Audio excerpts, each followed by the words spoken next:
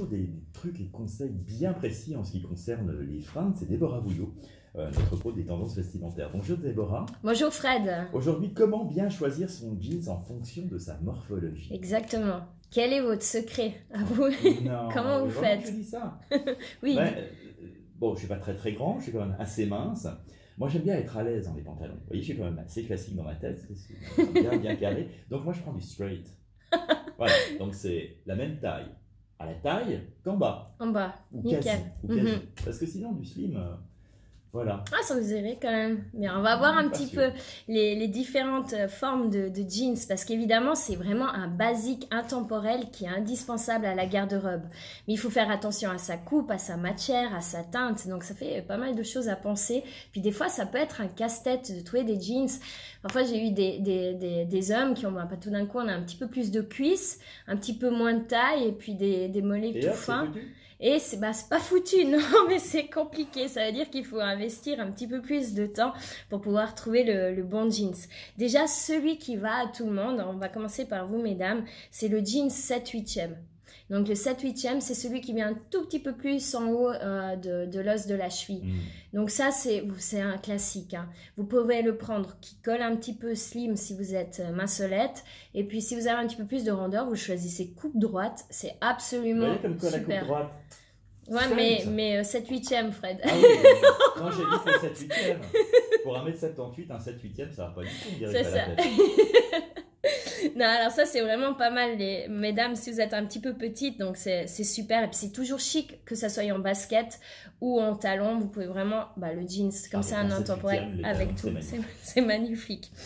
Donc après, il faut essayer de le mettre en fonction de sa morphologie. Si vous avez une morphologie en V avec des épaules un petit peu plus larges que le bas, mesdames, et ben là, ce qu'on va essayer de faire, c'est de pas élargir encore le bas. Donc on va essayer dans la mesure du possible de porter quelque chose qui fuselle un petit peu la jambe.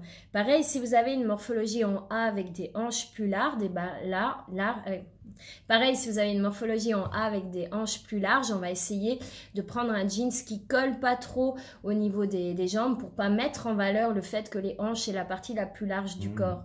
Donc il faut essayer de jouer avec ces contrastes de nouveau. C'est ça qui est un petit peu difficile, c'est de trouver la bonne version. Pour vous, messieurs, souvent, si vous êtes grand, mince, ce qui est sympa, c'est de porter quelque chose de pas si c'est coupe droite, de pas trop long.